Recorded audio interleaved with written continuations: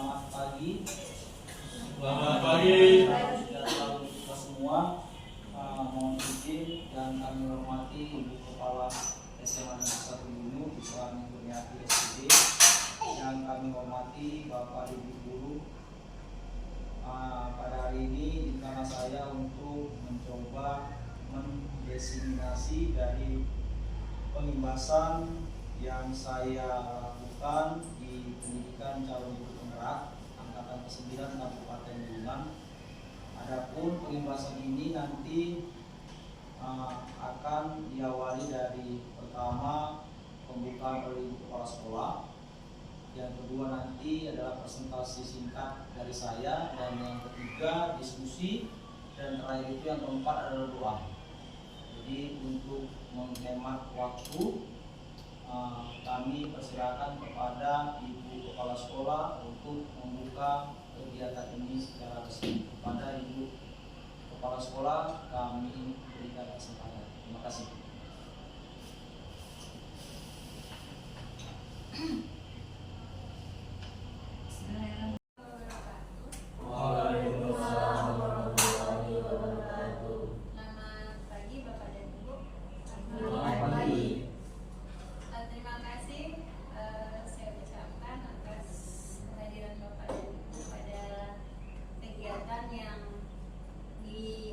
Direncanakan oleh Bapak Haposan Sinaga Sarjana Pendidikan sebagai calon guru penggerak angkatan ke-9.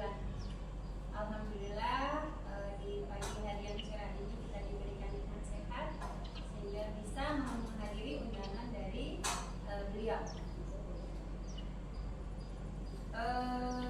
Kegiatan ini diseminasi ya Pak ya, artinya beliau nanti akan membagikan informasi pengalaman beliau di dalam mengikuti kegiatan calon guru penggerak ini, dan harapan beliau pastinya juga harapan sekolah ini bisa memberi imbasan yang baik dan nantinya akan memotivasi Bapak dan Ibu yang hadir di sini untuk bisa ikut program guru penggerak. Ya, karena tidak, sekali lagi dari Dinas Pendidikan dan sekolah juga sangat mengharapkan bahwa Bapak dan Ibu bisa mengikuti ini, karena kedepannya banyak hal-hal indah yang dijanjikan dari program guru penggerak ini. Ya, khususnya nanti yang katanya belum PPG dengan mengikuti program ini maka akan otomatis seperti itu, dan banyak lagi manfaat-manfaat baik yang akan kita dapatkan bila kita mengikuti program guru penggerak ini.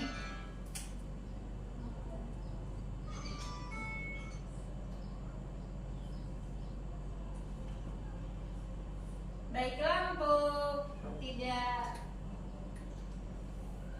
memperpanjang waktu lagi dalam kegiatan ini, maka dengan resmi kegiatan diseminasi calon guru penggerak angkatan ke-9 Bapak Haposan Sinaga Sarjana Pendidikan saya nyatakan dibuka, dan mudah-mudahan kita bisa mengikuti kegiatan ini dengan sebaik-baiknya. Terima kasih sekali lagi, mohon maaf atas kekurangan yang tidak bisa sekolah berikan secara maksimal kepada Pak Haposan. Mudah-mudahan kegiatan ini tetap bisa terlaksana dengan baik. Saya akhiri dengan ucapan terima kasih sekali lagi. Assalamualaikum warahmatullahi wabarakatuh. Selamat pagi. Selamat pagi.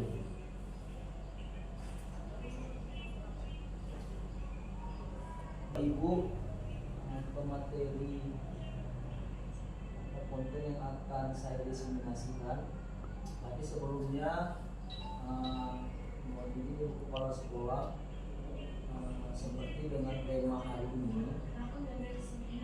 Iya, seperti kita ketahui ya, di sekolah sekolah kita itu sebenarnya penerapan budaya positif ini sudah kita lakukan. Cuman memang yang saya amati sejauh ini yang membedakan antara budaya positif yang kita lakukan di sekolah dengan yang kami dapati di pendidikan calon guru penggerak ini, kalau budaya yang kita sudah lakukan di sekolah ini adalah memang berfokus atau sangat bertumpu dengan yang namanya kepemimpinan. Jadi kita itu cenderung sebagai seorang guru mengikuti kepala sekolah, dalam hal ini sebagai manajer, dalam kegiatan-kegiatan yang bersifat positif. Nah, diharapkan dalam budaya positif ini diawali dari guru. Nah, dan kenapa mesti dari guru? Karena kepala sekolah itu kan tugasnya sangat banyak, Bapak Ibu. Jadi ini sebenarnya diharapkan dalam membangun budaya positif ini, kita sebagai guru itu harus membantu kepala sekolah dalam membudayakan budaya positif itu sendiri. Nah, karena dengan adanya, kalau semua guru itu punya persepsi yang sama dengan yang namanya konsep budaya positif, itu semua program-program sekolah akan lebih mudah dilaksanakan. Seperti itu pengantar dari saya lanjutkan di slide ini. Makna budaya positif dan contoh penerapan budaya positif yang telah kita terapkan. Nah, kalau untuk budaya positif, kata budaya sendiri kan hasil cipta karsa manusia yang diwariskan dari satu generasi ke generasi berikutnya. Positif dalam hal ini adalah kegiatan yang bermanfaat.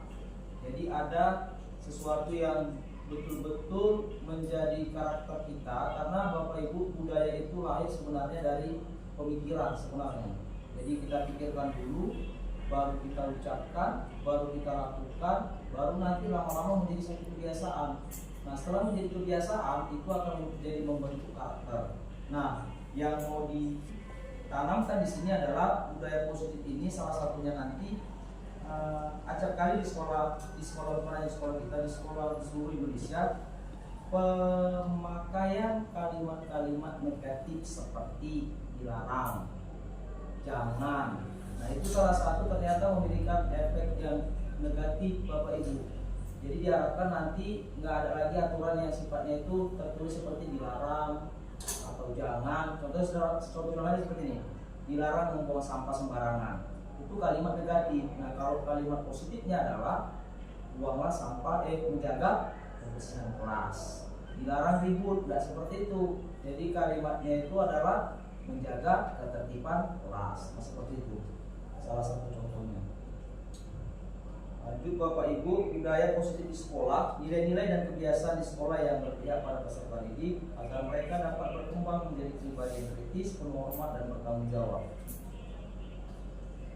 Perubahan paradigma. Nah, di sini ini yang menjadi tujuan, salah satu tujuan diseminasi kegiatan saya ini. Mungkin Bapak Ibu bertanya dan mungkin kepala sekolah sendiri, kenapa kami memilih Bapak Ibu yang tergolong usianya itu rentang muda ya? Karena menurut kami, dan memang website ini kemarin di instruktur kami dapatkan, ternyata satu TGP itu maksimal punya pengaruh hanya 15%. Jadi kalau kita hitung-hitung, kami di sini hitungannya 3. Jadi nggak terlalu banyak signifikan terhadap sekolah. Jadi ini harapannya seperti yang disampaikan di kepala sekolah tadi, teman-teman yang muda ya monggo dicoba, karena sudah kebetulan buka juga di angkatan 11 ini.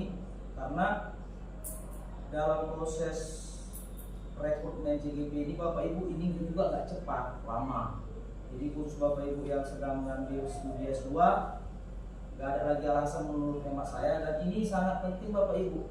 Jadi bukan hanya untuk sebagai aset untuk Bapak Ibu secara pengembangan keprofesian Bapak Ibu, tapi juga karena program CGP ini harus kita memberikan dampak yang nyata. Jadi nggak boleh kita dapat ilmu lalu kita nggak melakukan pengibasan, itu justru nggak diperbolehkan dalam mengikuti pendidikan ini. Intinya pendidikan CGP itu 70% kita itu di sekolah, 20% itu kita di lokal karya dan 10% kita bersama tim instruktur seperti itu. Adapun yang menjadi perubahan paradigmanya Bapak Ibu, menurut filosofi Ki Hajar Dewantara, semua anak terlahir dengan bakatnya masing-masing atau unik. Budi pekerti, tugas guru menuntun bakat tersebut agar anak tumbuh dengan selamat dan bahagia. Guru ibarat petani, anak ibarat biji jagung, kodrat alam dan kodrat zaman berpihak pada anak. Nah, ini kami sedikit bercerita tentang Ki Hajar Dewantara. Mungkin Bapak Ibu gak asing ya dengan sosok macam menteri pertama Indonesia ini. Jadi yang kami pelajari juga Bapak Ibu tentang Ki Hajar Dewantara terkait dengan perubahan paradigma. Sebelum Ki Hajar Dewantara membentuk Taman Siswa, Ki Hajar Dewantara 1912 itu merupakan mendirikan salah satu tokoh pendiri namanya Ines Parti. Ines Parti ini sendiri sebenarnya adalah tokoh pergerakan nasionalis yang sifatnya radikal kala itu terhadap kebijakan Belanda. Nah, akhirnya Ki Hajar Dewantara, Ines Parti ini akhirnya direbel atau dilarang oleh Belanda kala itu. Kenapa ini dilarang? Karena mengecam yang namanya stabilitas keamanan dan ketertiban di waktu itu. Jadi Ki Hajar setelah diancam dan dia dibuang ke Belanda, Ki Hajar selama kurang lebih 3 tahun di Belanda, dalam masa pengasingannya Ki Hajar itu akhirnya sadar bahwa perlawanan secara fisik kala itu tidak efektif. Nah, jadi ada perubahan mindset Ki Hajar dari yang berjuang secara fisik berubah menjadi perjuangan yang sifatnya itu pendidikan. Nah, karena pendidikan. Kenapa pendidikan? Ternyata Bapak Ibu, kalau manusianya sudah sadar, itu akan lebih gampang untuk digerakkan. Karena waktu itu kita ketahui dari Sabang sampai Merauke itu banyak masyarakat Indonesia yang masih buta huruf. Nah, jadi Ki Hajar nggak langsung duduk poin untuk membangun nasionalisme itu dalam bentuk yang luas. Jadi ada perubahan paradigma Ki Hajar dari perjuangan yang sifatnya fisik frontal menjadi perjuangan yang sifatnya itu memberikan penyadaran secara massal. Nah, salah satunya adalah dengan sekolah. Dengan didirikan taman siswa, ini nanti lama-lama dari siswa-siswa yang tamat dari sekolah ini, jadinya akhirnya masyarakat Indonesia secara perlahan-lahan menemukan jati dirinya dan lebih sadar akan yang namanya nasionalisme. Dan ini nanti jadinya kita bisa merdeka di tahun 45 seperti itu. Dan menariknya di sini tentang guru ibarat sebagai petani, anak ibarat sebagai biji jagung. Acap kali di sekolah kita, meskipun nggak semua, ini sering terjadi seperti ini Bapak Ibu. Kalimat-kalimat yang seperti ini. Kamu ini di mata pelajaran ibu malas betul, di mata pelajaran Bapak X sangat rajin betul. Nah, jadi Bapak Ibu perlu disampaikan, menurut pemahaman konsep Ki Hajar Dewantara, kita tidak bisa mengganti biji jagung menjadi padi atau ubi atau dan lain sebagainya. Mereka secara alamiah dilahirkan ke dunia ini sudah membawa bakat dan minatnya masing-masing. Tugas kita sebagai guru hanya menuntun mereka. Kata kuncinya sebenarnya menuntun. Itu sebenarnya yang menjadi inti dari pemikiran dari Ki Hajar Dewantara. Menuntun apa? Menuntun supaya dia selamat Bapak Ibu. Selamat di dunia dan selamat bahagia di akhirat. Jadi kita bukan sebagai guru itu bukan untuk memponis. Kita nggak punya hak untuk memponis kamu ini. Oh betul ya seperti itu. Karena dia Bapak Ibu, yakinlah Bapak Ibu, anak-anak kita ini kadang cenderung nggak aslinya yang mereka tawarkan. Mereka itu cenderung sebenarnya mereka itu ngerti, tapi mereka itu kayak macam nggak mau aja, nggak peduli seperti itu. Jadi tugas kita bukan memponis, tapi tugas kita adalah menuntun mereka. Jadi sederhananya, guru kalau diibaratkan sebagai petani, jadi peserta didik kita ada yang biji jagung, ada yang biji sawi, ada yang biji padi, ada biji singkong. Nah, biarkan mereka tumbuh dengan karunia yang memang diberikan Tuhan kepada mereka yang diwariskan dari sejak mereka lahir. Jadi tugas kita itu sebenarnya menuntun, bukan menuntut dan memponis. Lanjut Bapak Ibu, perubahan paradigma menciptakan budaya positif. Sekolah perlu menyediakan lingkungan yang positif, aman, nyaman, dan mampu berpikir, bertindak, dan mencipta dengan merdeka, mandiri, dan bertanggung jawab. Kalau secara umum ini sudah kita lakukan ya. Lingkungan kita di sekolah kita ini cenderung amat dan nyaman. Lanjut Bapak Ibu. Nanti ada sesi pertanyaan Bapak Ibu, kami selesaikan dulu. Nah, perubahan paradigma teori kontrol. Menurut William Glasser, teori kontrol ini meluruskan miskonsepsi tentang yang namanya kontrol. Ini ilusi ini Bapak Ibu maksudnya yang nggak benar, artinya yang bukan fakta, yang opini. Ilusi pertama adalah guru dapat mengontrol murid. Kenyataannya tidak bisa Bapak Ibu kita kontrol murid ternyata. Yang kedua, bahwa kritik dan membuat orang merasa bersalah dapat menguatkan karakter. Ternyata tidak. Nanti penjelasan di bawah. Ilusi bahwa semua penguatan positif, efektif, dan bermanfaat. Ilusi bahwa orang dewasa memiliki hak untuk memaksa. Nah, ini perubahan paradigma, stimulus respon oleh William Glasser tadi. Nah, kita mencoba mengubah orang agar berpandangan sama dengan kita. Ini yang ilusinya. Yang benarnya adalah kita berusaha memahami pandangan orang lain tentang dunia.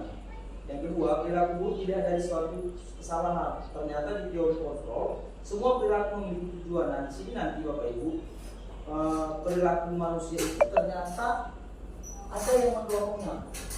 Nah, menurut William Glasser, perilaku manusia itu ada 5 pendorongnya. Yang pertama adalah perilaku kebutuhan mereka. Yang pertama kebutuhan fisiologis mereka, kebutuhan makan, minum. Yang kedua kebutuhan akan kesenangan, kebutuhan akan kasih sayang, kebutuhan akan kekuasaan, dan kebutuhan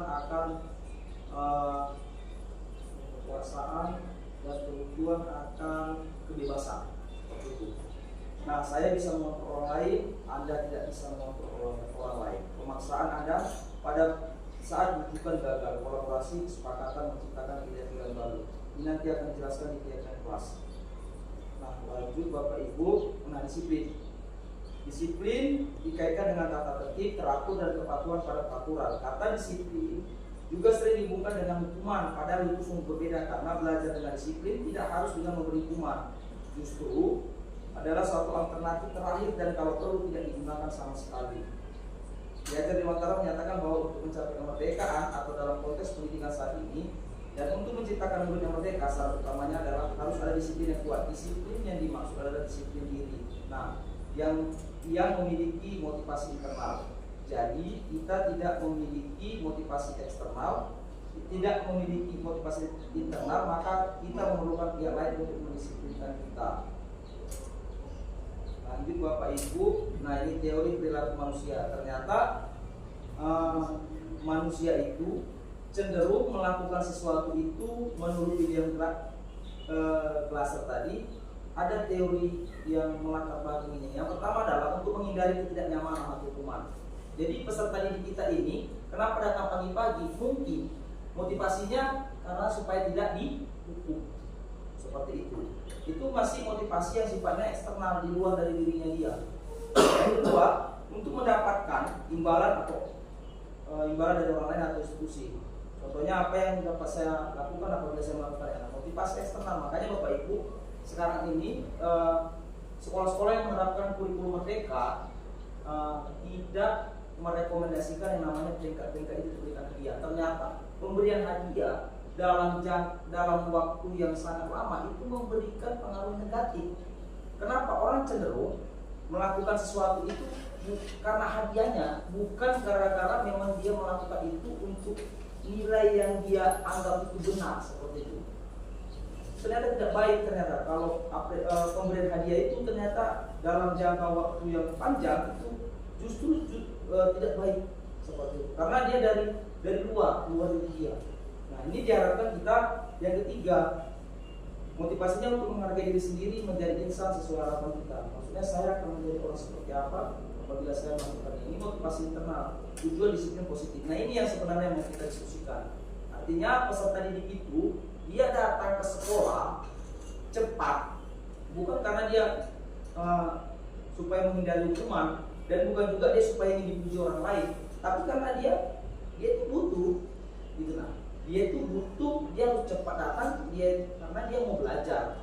Contoh seperti ini, ada motivasi peserta didik yang ingin masuk di sekolah kedokteran. Jadi ketika mata pelajaran, khususnya mata pelajaran biologi, dia tanpa disuruh pun, kimia, fisika, dia sadar, dia sadar dia harus cepat datang ke sekolah, karena kalau dia terlambat dia mungkin akan ketinggalan pelajaran. Jadi ini yang mau kita diskusikan, motivasi internal ini diharapkan kita mencoba untuk mengapakan peserta didik kita ini untuk menumbuhkan motivasi internal ini. Jadi peserta didik itu lagi melihat kata tertib itu bukan sesuatu kayak macam penjara. Kalau dia terlambat aturannya dihukum, nggak seperti itu. Tapi mereka betul-betul melakukan itu untuk kepentingan mereka sendiri, seperti itu. Jadi dari di internalnya. Lanjut Bapak Ibu, ini ada diagram apa namanya?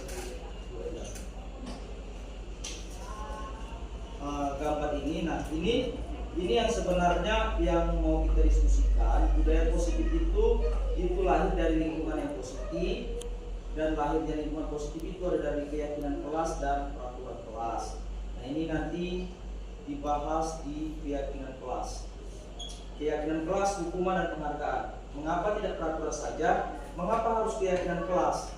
Mengapa kita memiliki peraturan harus menggunakan helm bila mengendarai kendaraan roda 2? Mengapa kita memiliki peraturan 3M menggunakan masker, mencuci tangan dan menjaga jarak? Mengapa kita harus memiliki peraturan harus datang tepat waktu pada saat mengikuti pelatihan untuk mendukung motivasi instruktif kembali ke nilai-nilai keyakinan yang lebih menerapkan seseorang dibanding mengikuti serangkaian aturan-aturan. Keyakinan kelas di sini Bapak Ibu adalah nilai-nilai kebajikan atau prinsip-prinsip universal yang disepakati bersama secara universal terlepas dari latar belakang, suku, negara, bahasa maupun agama. Menurut dosen, keyakinan akan lebih memotivasi seseorang dalam diri. Seseorang akan lebih bersemangat untuk menjalani keyakinannya daripada hanya sekedar mengikuti serangkaian peraturan. Nah, ini yang sebenarnya agak sedikit baru ya Bapak Ibu, karena seperti pada umumnya di sekolah atau di kelas, makanya nanti diharapkan Bapak Ibu setiap kita mengajar di kelas-kelas kita harus membentuk yang namanya keyakinan kelas. Keyakinan kelas ini mirip seperti kesepakatan kelas, cuma yang membedakan kalau kesepakatan kelas atau peraturan kelas itu ada aturan yang banyak dan ada konsekuensinya. Tapi kalau keyakinan kelas dia itu sifatnya hanya universal. Contoh, dia seperti contohnya saling menghargai, saling menghormati, disiplin. Dia bentuknya nilai-nilai. Jadi anak-anak diajak untuk berpikir kritis. Jadi contohnya kalau dia datang terlambat, dia sudah melanggar keyakinan disiplin. Nanti bagaimana caranya? Jadi nggak ada hukuman. Di penerapan budaya positif ini hukuman itu nggak ada. Nanti cara penyelesaiannya dengan melakukan segitiga restitusi. Nanti itu di terakhir. Tapi ini dulu di keyakinan kelas ini, setiap guru yang masuk dalam kelas hendaknya membuat keyakinan kelas. Jadi supaya anak-anak itu dilibatkan dalam pembuatan keyakinan kelas itu sendiri. Seperti itu. Nanti kami jelaskan lagi lebih lanjut. Nah, ini membedakan antara peraturan dengan keyakinan. Selalu kembalikan buku ke tempatnya. Itu kalau peraturan. Kalau keyakinan kelasnya tanggung jawab. Dilarang mengganggu orang lain. Keyakinan kelasnya menghormati orang lain dan diri sendiri.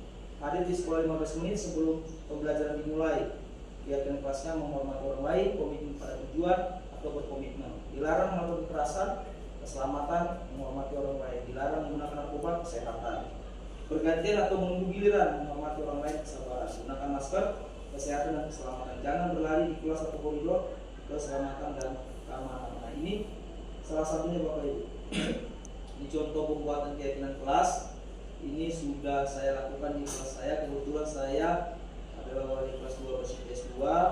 Meskipun sebenarnya ini nggak efektif ya Bapak Ibu, karena kembali lagi ini nggak bisa dilakukan oleh saya sendiri, oleh CGP yang lain, karena ini semua program-program sekolah itu harus melalui ibu kepala sekolah dan Bapak Ibu guru serta peserta didik secara keseluruhan, baru bisa terlaksana dengan baik adanya. Karena kalau berjalan sendirian, yakin dan percaya Bapak Ibu itu nggak akan maksimal. Ini penerapannya, dokumentasi keyakinan kelas yang saya buat. ini kelanjutan tadi dihukum oleh penghargaan. Ternyata penghargaan itu Bapak Ibu dalam jangka panjang itu memberikan pengaruh negatif. Kenapa? Karena penghargaan dihukum oleh penghargaan. Pengaruh jangka pendek dan jangka panjang. Penghargaan yang menghukum. Maksudnya ini begini Bapak Ibu. Ketika peserta didik yang katakanlah seorang guru mata pelajaran fisika contohnya, di setiap habis materi pembahasannya dia selalu menggunakan kuis. Nah, setiap yang bisa menjawab itu dikasih contohnya pulpen. Nah, jadi di satu kelas itu ada satu orang yang memotivasinya ingin dapat terus pulpen itu. Contohnya seperti itu, ada dalam satu semester itu ada 5 pokok materi dan dia dapat terus. Nah, di semester berikutnya, jadi seakan-akan kelas itu hanya miliknya dia, itu tidak baik. Nah, jadi penghargaan yang menghukum ini maksudnya kalau dia contohnya nggak dapat lagi, contohnya temannya yang dapat, ketika sang guru ini memberikan semester berikutnya orang lain, dia merasa dihukum seperti itu. Padahal sebenarnya motivasinya kan supaya penghargaan itu hadir supaya aktif. Tapi ini yang dicoba di penerapan budaya positif ini, sebaiknya kita nggak memberikan penghargaan, terutama yang berlebihan, terutama jangan keseringan. Mungkin itu penghargaan tidak efektif. Penghargaan itu merusak hubungan. Maksudnya di sini merusak hubungan. Di kelas itu, di mata pelajaran fisika contohnya, mungkin ada 2-3 orang aja yang senang sama ibu gurunya. Jadi ada 20 orang misalnya, 17 orang lagi nggak merasa penting bagi ibu guru tersebut. Ini yang maksudnya dimaksud dengan penghargaan yang merusak hubungan Bapak Ibu. Jadi memang tantangannya yang harapannya kalau kita memberikan penghargaan, alangkah lebih baiknya itu bisa dilakukan secara verbal, tidak mesti melulu dengan sesuatu yang nyata seperti barang atau sebagainya. Ini contoh Bapak Ibu tindakan guru, ada mencatat 100 kali. Ini kami siapkan kepada Bapak Ibu supaya Bapak Ibu tidak terlalu ngantuk harus masuk pagi. Pengalaman Bapak Ibu meskipun sudah tahu.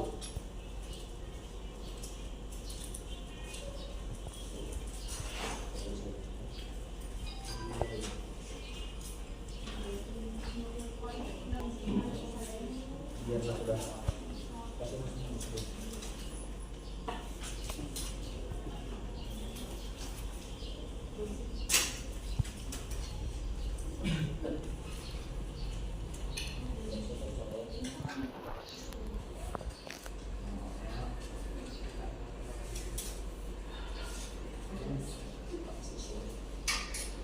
Ya Bapak Ibu, kami kasih waktu 1 menit ya. Nomor 1, mencatat 1000 kali, 100 kali di dalam buku kalimat saya tidak akan terlambat lagi karena terlambat di sekolah.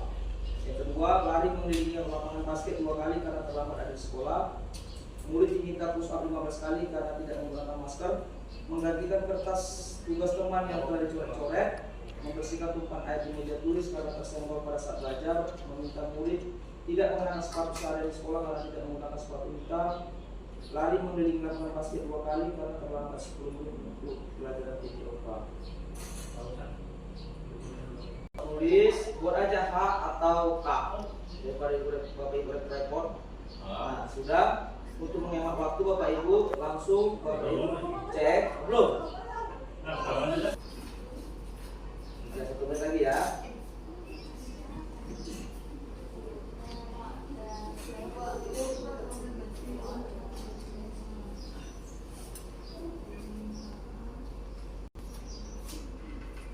Coba dicek Bapak Ibu, jujur aja, karena ini juga nggak ada hubungannya dengan nilai. Nah, ternyata mencatat 100 kali di dalam buku kalimat, saya tidak akan terlambat lagi karena terlambat sekolah itu termasuk hukuman. Hari mengelilingi lapangan basket 2 kali, hukuman. Murid diminta untuk push up, hukuman. Mengganti kertas teman, mengganti kertas tugas teman yang telah dicoret itu konsekuensi. Membersihkan tumpahan air di meja tulis karena tersenggol pada saat belajar konsekuensi. Murid disuruh mengenakan sepatu seharian di sekolah karena tidak menggunakan sepatu hitam, hukuman. Lari mengelilingi lapangan basket 2 kali karena terlambat 10 menit untuk pelajaran TPOK, konsekuensi. Nah, ini intinya Bapak Ibu. Nah,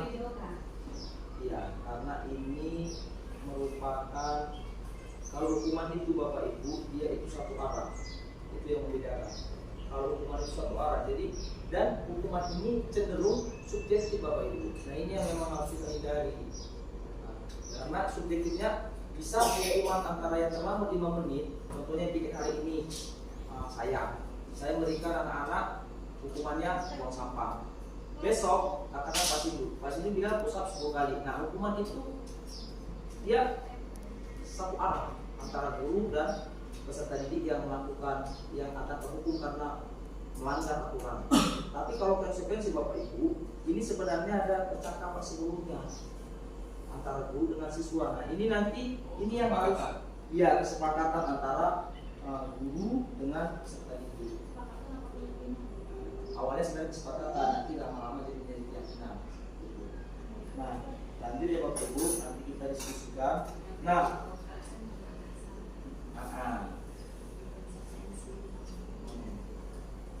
Perbedaan hukuman dan konsekuensi Bapak Ibu, kalau hukuman itu sesuatu yang menyakitkan dan harus terjadi. Kalau konsekuensi itu sesuatu yang terjadi.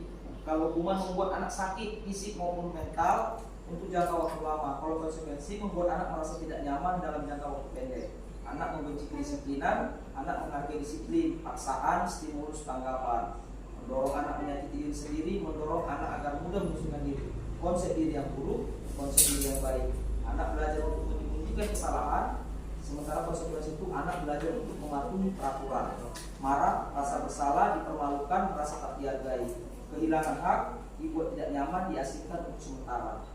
Nah, lanjut Bapak Ibu, kebutuhan dasar ini yang saya sampaikan tadi. Ternyata manusia itu selain yang kita pelajari di dalam konsep ekonomi primer, sekunder, tersier, di sini kebutuhan dasar menurut William Glasser ada 5 kebutuhan. Yang pertama adalah survival, kebutuhan untuk bertahan hidup Bapak Ibu ya, makanan, minuman, rumah.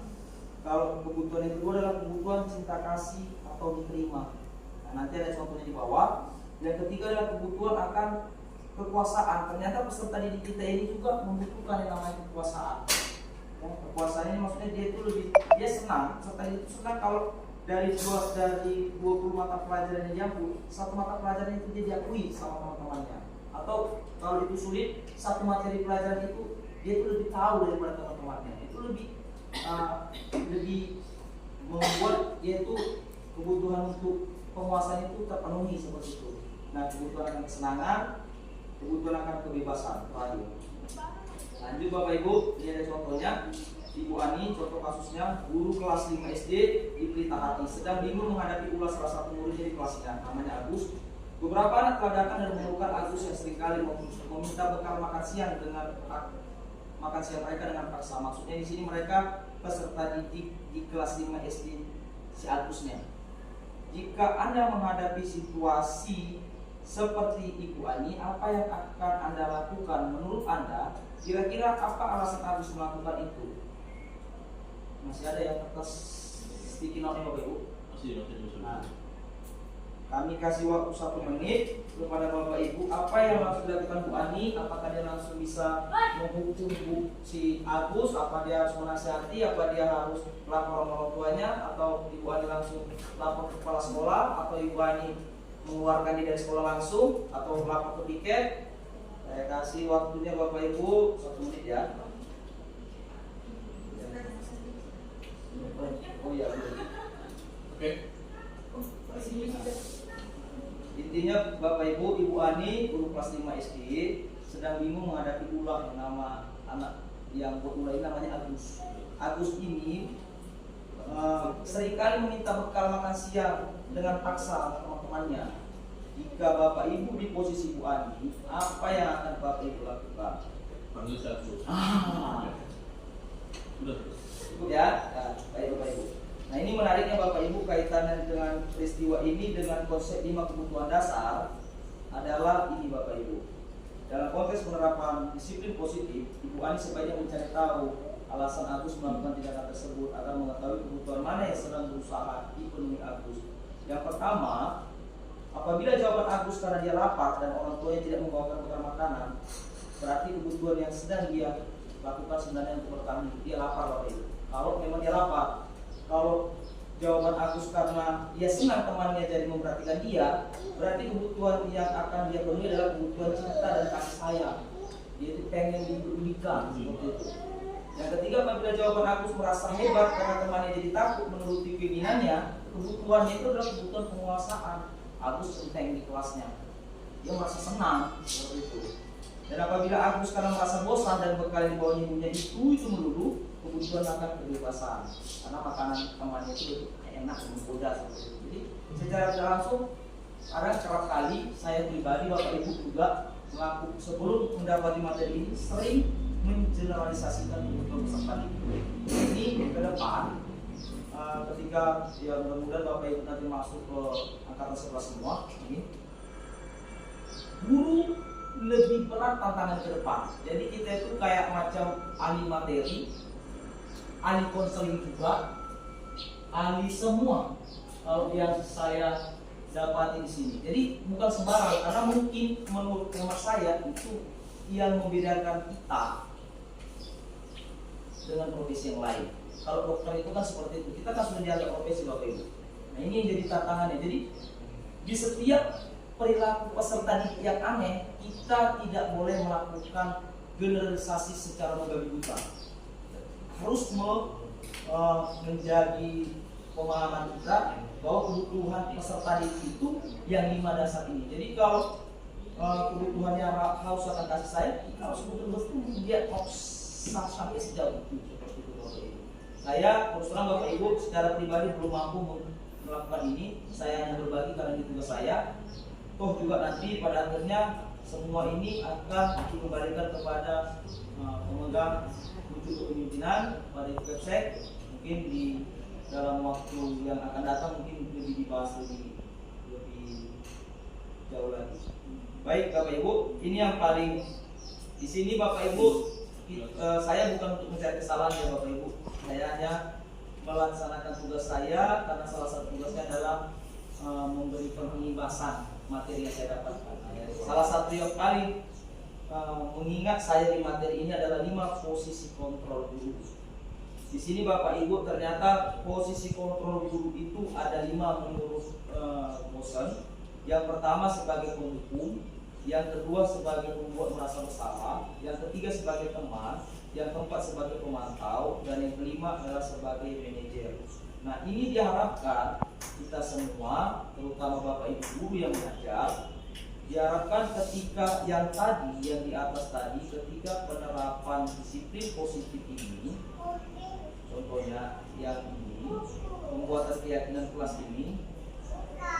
Nah, ketika pembuatan keyakinan kelas ini, pasti ada aja anak-anak yang tidak sesuai dengan kesepakatan kelas. Ada aja anak-anak yang melanggar aturan, sederhananya seperti itu. Jadi dalam untuk menyelesaikan pelanggaran aturan itu Bapak Ibu tidak melakukan yang namanya kekerasan atau hukuman fisik. Nah, tapi dengan melakukan yang namanya segitiga restitusi yang ini.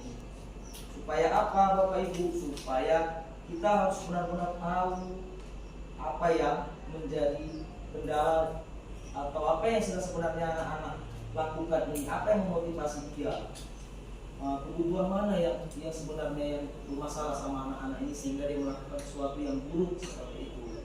Nah, contohnya Bapak Ibu, identitas gagal ini membuat peserta didik gagal. Kalau untuk menghindari hukuman tadi, karena tadi ada 3 perilaku manusia itu dilatar belakangi oleh 3 ini: menghindari hukuman, mengharapkan imbalan, dan menghargai diri sendiri. Nah ini kalau menghindari hukuman, guru berbuat menghardik, menunjuk-nunjuk, menyakiti, menyindir, membuat merasa bersalah, berceramah dan mengatakan seharusnya ibu kecewa. Teman membuat alasan-alasan untuk muridnya. Pemantau menghitung dan mengukur. Manajer mengajukan pertanyaan-pertanyaan. Nah ini Bapak Ibu ada contohnya di sini. Kalau kamu tidak melakukan, awas ya, rasakan. Kalau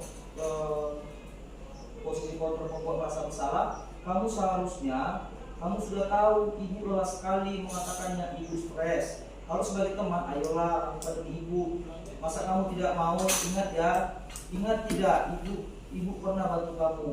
Pemantau, apa peraturannya? Manajer, apa yang kita yakini? Apa yang bisa kau kerjakan untuk memperbaiki masalah ini?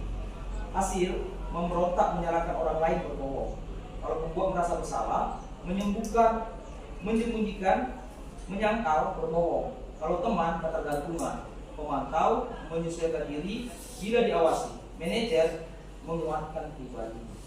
Kaitan dengan dunia berkelas, ini nanti kami share ke ibu kepala sekolah sama teman-teman sekalian. Ini yang terakhir materinya restitusi. Restitusi ini Bapak Ibu proses menciptakan kondisi bagi murid untuk memperbaiki kesalahan mereka sehingga mereka bisa kembali pada kelompok mereka dengan karakter yang lebih kuat. Nah, kalau aturan secara umum Bapak Ibu, ketika peserta didik itu melakukan pelanggaran, mereka itu merasa di sini dia gagal. Jadi dia potretnya adalah peserta didik yang gagal, identitasnya gagal. Ketika peserta didik melakukan kesalahan, dia gagal. Nah, sama seperti ini sukses. Tapi apa sih yang membedakan antara gagal di sini? Di sini sukses memang, di sini sukses. Tapi kalau sukses yang kedua antara teman dan pemantau, tapi kontrolnya masih dari luar Bapak Ibu. Diharapkan nanti kontrolnya itu adalah dari peserta didik yang bersangkutan. Jadi dia motivasi internalnya yang mau kita bangun seperti itu. Nah, lanjut Bapak Ibu, segitiga restitusi itu cara yang dilakukan oleh guru untuk menciptakan kondisi bagi murid untuk memperbaiki kesalahan mereka sehingga mereka bisa kembali pada kelompok mereka dengan karakter yang lebih kuat. Ini contoh diagramnya Bapak Ibu. Ciri-cirinya bukan untuk menebus kesalahan, namun untuk belajar dari kesalahan, memperbaiki hubungan, tawaran bukan paksaan, restitusi untuk menuntut, untuk melihat ke dalam diri, mencari kebutuhan dasar. Cara yang paling baik untuk memperbaiki diri, berfokus pada karakter bukan tindakan, fokus pada solusi, mengembalikan murid yang berbuat salah pada kelompoknya. Nah, ini dia Bapak Ibu. Nah, di sini salah satu contohnya yang bisa saya bagikan kepada Bapak Ibu ketika katakanlah seorang peserta didik itu terlambat. Nah, jadi contohnya Aan contohnya terlambat, terlambat. Jadi kalau dalam menerapkan konsep segitiga restitusi, ketika anak terlambat, nah kenapa kok terlambat? Ya Pak, saya terlambat karena saya bangunnya dini hari, tidurnya dini hari. Oke, kenapa kok tidur dini hari? Karena saya asik bermain game. Nah, kita sudah bisa mendefinisikan ternyata kenapa dia asik. Dia sedang memenuhi kebutuhan akan kesenangannya. Dia juga sedang asik bermain game itu. Kenapa? Karena dia melakukan tindakan itu dia senang, dia suka, dia ditantang sama teman-temannya. Karena kalau contohnya dalam level main game yang tinggi itu dianggap teman-temannya lebih hebat daripada teman yang lain. Jadi sebenarnya dia sedang memenuhi kebutuhan dasar itu seperti itu. Nah, jadi dalam segitiga restitusi ketika Bapak Ibu berpikir, dia boleh menyampaikan menstabilkan identitas. Nah, dalam konsep menstabilkan identitas ini Bapak Ibu, sang guru menyampaikan seperti ini kurang lebihnya. Aan, yang namanya terlambat bangun itu adalah manusiawi. Semua orang pernah melakukannya. Bapak sendiri juga pernah kesiangan. Nah, ini contohnya menstabilkan diri. Jadi nggak memvonis Bapak Ibu. Nah, ini konsep cara segitiga restitusi bekerja, karena konsep segitiga restitusi itu sendiri sebenarnya di sini Bapak Ibu, dia ingin menciptakan kondisi memperbaiki kesalahan mereka. Lanjut. Yang kedua adalah langkah kedua adalah validasi tindakan yang salah. Kalau kamu terlambat terus, menurut kamu ini tindakan yang baik? Kita sampaikan sama mereka, sama peserta didik yang bersangkutan. Lalu anak itu akan mudah-mudahan selama dia masih waras dan sehat, dia akan menyampaikan, iya Pak, ini nggak baik.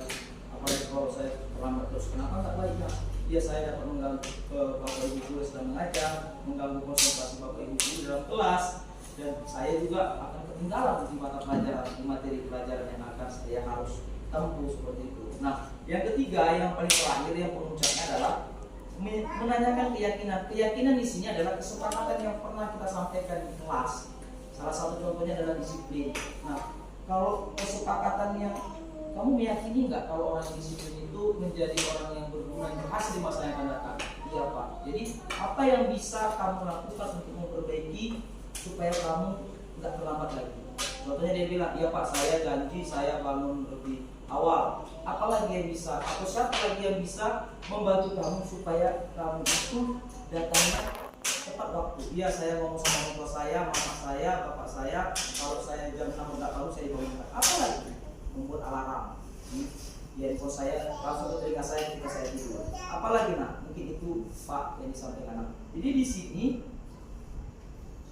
kita mencoba untuk membuat pemahaman untuk si peserta didik itu supaya kembali ke konsep awal tadi Bapak Ibu, motivasinya itu internal di sini. Meskipun ini terus terang Bapak Ibu saya sampaikan, ini sangat mudah untuk disampaikan, tapi mungkin pelaksanaannya mungkin kita berdarah melaksanakan ini. Berdarah maksudnya di sini akan banyak beda pemahaman, karena memang Bapak Ibu terus terang untuk penerapan ini nggak gampang Bapak Ibu. Saya pribadi hanya nggak juga bisa melakukan ini sebelumnya terus terang, tapi karena ini menjadi sudah proses diseminasi, ketika saya nggak menyampaikan, meskipun saya nggak melakukannya, saya salah. Biar jadi saya harus menyampaikan meskipun saya sebenarnya nggak bisa maksimal untuk melakukan ini, karena Bapak Ibu dalam jangka waktu yang panjang. Karena yang gimana ya Bapak Ibu, saya punya cerita sedikit. Kemarin waktu karya 2 di Bukepsek, saya jumpa sama Erik. Saya masih ingat Erik, kenal ya? Erik ini seingat saya jadi mucil, nakal, tapi ketika dia jumpa dia langsung teriakin Mbak saya, langsung dia ajak saya ke depan pelabuhan Mata Korea. Lalu ada sekitar orang-orang yang mau berangkat karena keluar dari speed. Ini polisi nyali, pikiran orang pasti dulu. Jadi ternyata memang kadang anak-anak ini nggak benar-benar bandel Pak ini. Menurut saya anak-anak ini nggak benar-benar bandel, nggak benar-benar, cuma mungkin ini tadi lebih ke konsep dia sebenarnya sedang memenuhi kebutuhan yang diantara 5 itu kita nggak tahu. Maka dari itu sebenarnya ke depan memang tugas guru itu semakin banyak Bapak Ibu. Terus saya sampaikan sama Bapak Ibu, kita itu ahli media, kita juga ahli konseling yang saya sampaikan tadi. Kenapa? Karena di kurikulum ini kita itu harus memastikan diagnosis kita sedang memenuhi kebutuhan yang mana. Jadi jangan sampai salah. Kalau salah mendiagnosis, ya itu nanti sama seperti kalau dokter, kalau salah ini berat dikasih demam ya punya. Mungkin Pak Anas nanti bisa menambahkan kalau ini. Tapi untuk materi ini mungkin sampai di sini Bapak Ibu, sekian dari saya. Kalau untuk menghemat waktu mungkin buat penanya lah dari Bapak Ibu sebelum kita tutup terkait dengan disiplin itu. Saya kasih kesempatan kepada Bapak Ibu.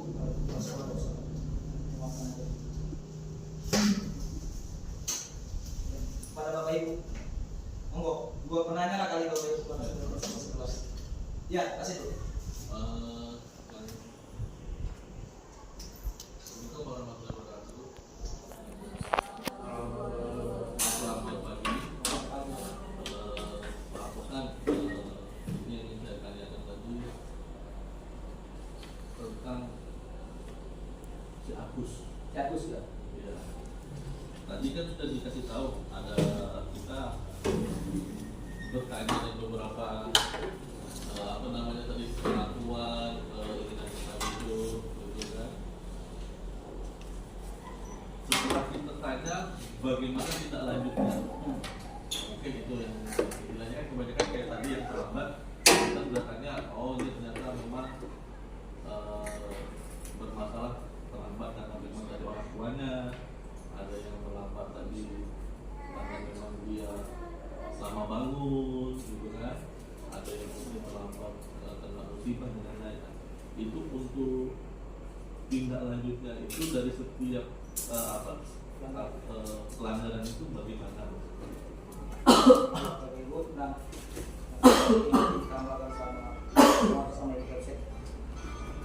Jadi terima kasih Pak sebelumnya buat pertanyaannya sangat bagus betul ya. Dan ini kemarin pertanyaan Bapak ini persis sama ditanyakan ketika ruang kolaborasi bersama instruktur. Jadi Pak, sini untuk rencana tindak lanjut ketika peserta didik itu, contohnya si Agus tadi, setelah kita tegur, kita nasihati, dia tetap juga nggak ngeh gitu Pak ya. Ya. Jadi dia tetap masih juga ganggu temannya. Jadi disinilah peran kita. Jadi kita itu guru ternyata nggak boleh juga berjalan sendiri Bapak Ibu. Kita harus sering berkoordinasi. Meskipun kita contohnya, mohon maaf ini harus saya sampaikan ya. Ini harus saya sampaikan. Contohnya kita nggak terlalu dekat sama guru X. Contohnya guru X ini katakanlah dia wali kelas Agus contohnya.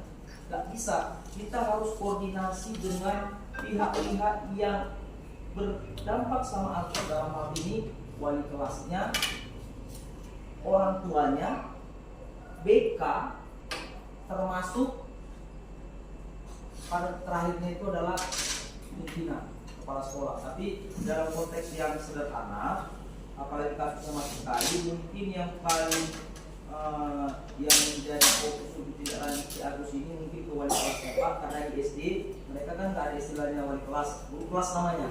Nah, jadi harus menanyakan kelanjutan di guru kelasnya tersebut, bagaimana komunikasi guru kelasnya dengan orang tua si Agus. Apakah memang benar-benar orang tua si Agus ini memang punya masalah seperti itu? Apakah betul-betul memang dia masalahnya di bidang ekonomi atau ada masalah lain? Contoh, kemarin itu saya temukan Bapak Ibu, ternyata ada anak kita ini punya penyakit yang susah tidur. Jadi dia nggak bisa tidur di atas jam 12, harus jam 1 jam 2. Dan saya tanyakan sama anak saya ini, ternyata orang tua itu nggak tahu sampai begini. Jadi saya tanyakan sama dia, kenapa kamu nggak melapor sama orang tua? Saya tahu pernah marah. Nah, hal-hal yang seperti ini Bapak Ibu, ini yang sebenarnya ya guru itu secara tidak langsung tuntutannya itu soal konseling.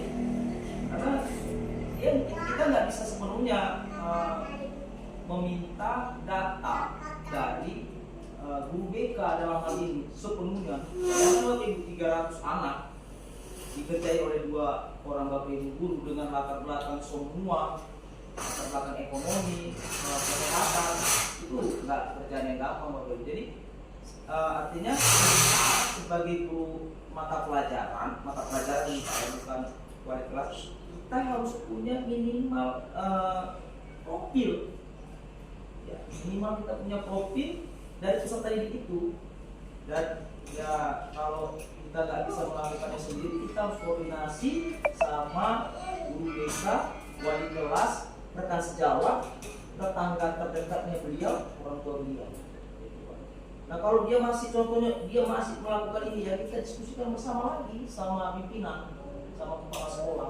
Kalau juga nggak bisa buntu, ya pokoknya bagaimana caranya kita untuk temukan supaya si Agus ini dia nggak melakukan itu lagi. Itu tantangannya. Bahkan kemarin instruktur itu mohon izin Bu Kapsek, dia menyampaikan ada anak itu yang soal berulang-ulang kali, akhirnya sang guru ini bilang sama dia, saya mengucapkan terima kasih sama kamu. Kalau nggak salah 20 kali dia melakukan hal yang sama. Begitu dia mengucapkan terima kasih, justru disitulah dia berubah. Sampai guru, artinya kita itu nggak boleh tingkat kesabaran kita itu kalau 1 sampai 10 kita harus 10. Nggak boleh baru aja di persoalan langsung kita mau nggak seperti itu. Nah, di kurikulum ini justru yang mencekik itu atau katakanlah yang melakukan kasar itu atau fisik itu malah tidak diajukan, dan kalau boleh itu nggak dilakukan seperti yang di sini tadi Bapak Ibu. Jadi hukuman itu sebenarnya kalau boleh itu yang paling terakhir, dan kalau boleh itu nggak kita lakukan. Satu lagi kalau dari Bapak Ibu sebelum nanti ditutup sama Ibu Kapsek sekaligus penguatan, satu orang lagi Mutiara mungkin atau ini ya Mas. Jadi Pak Bosan mengatakan bahwa pemberian hadiah ketika dapat peringkat 1, 2, 3 itu merupakan perbuatan yang dilarang, karena bertujuan supaya anak tak berpikir untuk hanya mendapatkan hadiah tersebut. Bagaimana jika kita memberikan itu, tapi tujuan kita ialah memberikan motivasi anak tersebut supaya untuk mendapatkan tingkat atau mendapatkan nilai yang lebih baik. Kan antaranya nanti antara tujuan yang memberikan reward sama yang tujuan yang menerima kan beda sudah. Beda. Itu gimana? Terima kasih ya Pak Anas buat pertanyaannya. Itu terkait dengan pemberian reward ini jadi dilema juga ya Bapak Ibu kalau untuk menjawab. Tapi karena ini yang kami dapat di materi ini, kami hanya bisa menambahkan Pak, karena dalam satu kelas lah Pak, sebelum saya menjawab pertanyaan Bapak, katakan dalam satu kelas itu ada 20 peserta didik, ya kan? Nah di 20 peserta didik ini Pak, kalau bicara tentang pemenuhan kebutuhan mereka sebagai peserta didik, ini kan beda-beda Pak, 20 orang peserta didik, ya kan? Beda latar belakang, beda kebutuhan, makanya nanti materi Pak, tapi diferensiasi proses, bahkan diferensiasi produk. Jadi di pembelajaran IKF itu sebenarnya itu guru itu dia mengajarkan satu materi. Kan kita tahu gaya belajar itu ada kinestetik kan, kinestetik, visual sama audio. Ada presentasinya, ada ceramahnya, ada videonya. Nah itu hanya materi, diferensiasi materi. Diferensiasi produk ada LKPD, ada nanti yang jagonya, contohnya Puskesmas, boleh dia mengerjakan tugas saya contohnya sejarah Indonesia, itu kan bernyanyi, dinyanyikan di lagu Indonesia itu diperkenankan. Kalau boleh kalau contohnya anak itu hobinya nyanyi, dia buat ciptakan lagu dari materi sejarah itu jadi sebuah lagu, contohnya dia rock and roll contohnya, itu diperkenankan Pak. Jadi diferensiasi itu nggak serta diferensiasi materi, ada juga diferensiasi proses, bahkan diferensiasi produk. Jadi Bapak Ibu, kalau tadi 20 peserta didik kebutuhannya beda, baru ada yang cepat nih, yang cepat kan ada yang pintar tuh Pak, dari yang Bapak sampaikan. Jadi kita kasih reward. Nah reward itu dalam jangka panjangnya Pak itu tidak baik dari hasil penelitian dosen. Kenapa? Kita sebagai Bapak Ibu guru boleh melakukan yang namanya, kan kita kan sudah mendiagnosa Pak, dari 20 orang ini 5 pintar, 10 sedang, 5 sedikit di bawah. Nah, gak perlu kita memerlukan yang 5 orang ini, kita kasih hadiah juara 1, juara 2, juara 3. Akibatnya apa? Dalam jangka panjang, mereka kalau nggak dapat juara, mereka bisa di sini hukum. Mereka itu jadi nggak jadi diri mereka seperti itu. Mereka kesal, mereka itu mau kenapa gitu. Jadi, mereka nggak paham. Jadi yang dilakukan apa tawarannya selain memberikan apresiasi supaya dia meningkatkan semangat belajar ya Pak?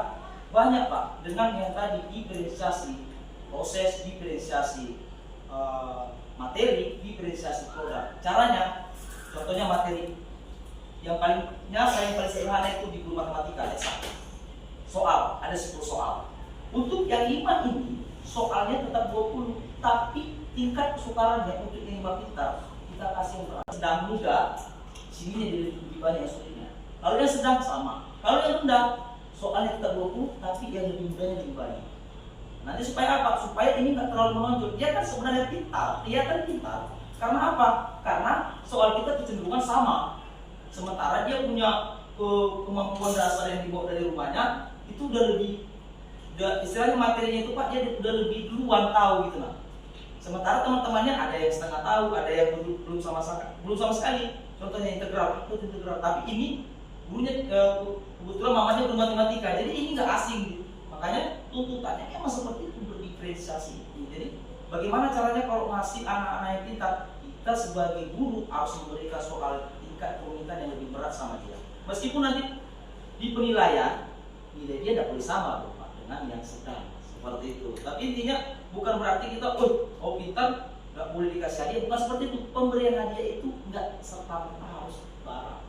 Karena itu dalam jangka waktu yang panjang itu memberikan efek negatif. Jadi terkesan dia melakukan sesuatu itu kan imbalan, bukan gara-gara memang dia butuh, bukan gara-gara memang keinginan dari dalam diri dia. Contoh saya mau menjadi matematikawan, jadi dia dengan sendirinya itu nggak kita paksa belajar matematika, dia akan bergerak dengan sendirinya. Kenapa? Dia ada motivasi menjadi matematikawan, saintis.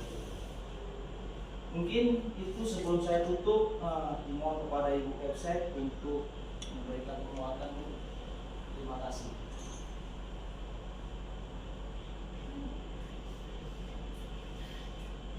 Baik, terima kasih Pak Mapolsek. Banyak banget ya Bapak diseminasikan. Tapi pada intinya satu hal bahwa kita bisa saat ini dituntut tidak hanya bisa menjadi pengajar saja, tidak hanya sebagai pendidik saja, tapi juga bisa mendidik, menjadi sahabat mungkin, menjadi teman untuk peserta didik kita, sehingga tidak ada lagi istilah-istilah hukuman, tidak ada lagi istilah-istilah sanksi, yang ada adalah konsekuensi, kesepakatan, keyakinan. Seperti ruhnya dari program Guru Penggerak ini, dari ajaran Ki Hajar Dewantoro. Ki Dewantoro ya Pak. Jadi memang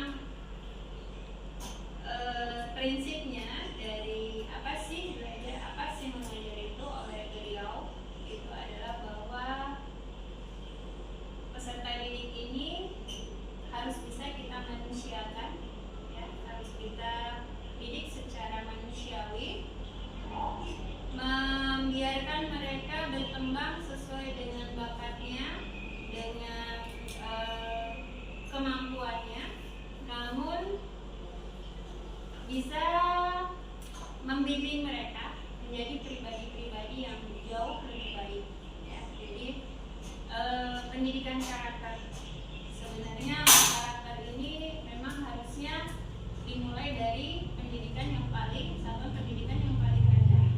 Dimana kalau memang ajaran dari Ki Hajar Dewantara ini murni kita lakukan bersama dari satuan pendidikan yang lebih rendah sampai yang lebih tinggi, menengah maupun yang tinggi, tentunya karakter ini menjadi kunci, ya, dari tujuan pendidikan yang kita laksanakan. Sebenarnya itu. Jadi memang guru, apalagi jika guru mendapat tambahan sebagai guru kelas, wali kelas, yaitu memang salah satu tugas tambahan utama yang sangat-sangat berat menurut saya, karena kita tidak hanya mendidik 1-2 orang anak, tapi mungkin lebih dari itu. Bahkan bisa dalam satu kelas itu maksimal kita sampai 40, ya. Saya pernah mengalami ini. Bagaimana mengkoordinasi kelas dengan jumlah yang sebanyak itu, bagaimana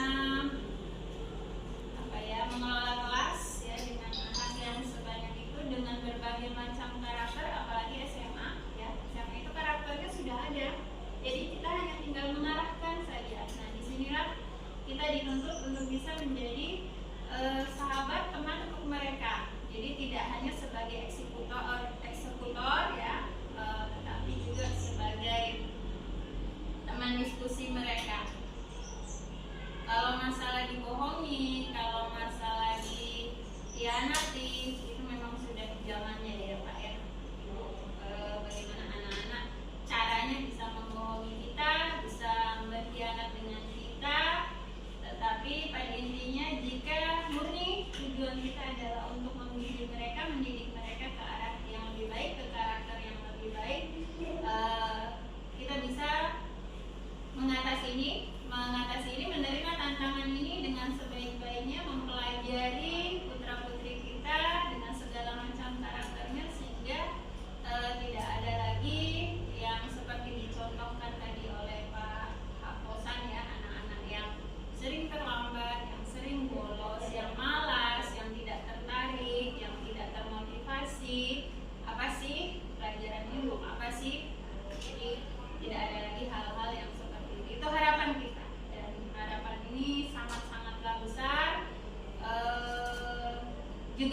besar tantangannya, tapi kiranya jika kita sudah memilih menjadi guru, kita bisa menjawab tantangan ini dengan sebaik-baiknya. Karena memang tanggung jawab kita tidak hanya di dunia, tapi juga nanti di akhirat, ya kan? Masalah balasannya berupa pahala yang ini itu nanti akan kita terima di akhir nanti. Tapi harapan kita peserta didik kita bisa menjadi yang orang manusia yang lebih baik, yang bisa menghormati, bisa menghargai, seperti kata Pak Alkosan tadi, dimanapun kita berada, ternyata masih ada anak-anak kita yang masih ingat kita, yang masih menjalin silaturahmi dengan kita yang baik. Artinya bahwa itu salah satu tolak ukur bahwa kita tidak sepenuhnya gagal, ada juga kesuksesan kita, walaupun ada juga yang gagal, tapi itulah sudah resiko dari pekerjaan kita sebagai guru. Jadi untuk memang di kurikulum saat ini seperti itu ya bahasanya ya, kesepakatan, keyakinan gitu. Jadi tidak ada lagi hukuman, tidak ada sanksi lagi, sehingga memang kita semua harus benar-benar berjiwa besar, berlapang dada, bisa memegang anak-anak kita dengan lebih baik lagi. Mungkin itu Pak Ustadz, penguatan saya. Mudah-mudahan kita bisa satu dimensi, bisa satu visi, bisa satu visi bahwa sekarang kita tidak sebagai pusat, tapi hanya sebagai mediator. Anak-anak kita lah yang menjadi tujuan utama kita, yang menjadi pusat dari pendidikan ini. Mungkin itu. Terima kasih Pak. Untuk menghemat waktu, Pak Sinjung itu juga doa. Semoga apa yang diberikan pada siang hari ini, semoga hal baru bermanfaat bagi kita semua, menambah wawasan kita semua, dan mudah-mudahan saya terlibat. Marilah kita berdoa untuk agama dan kepada kita masing-masing. Berdoa mulai.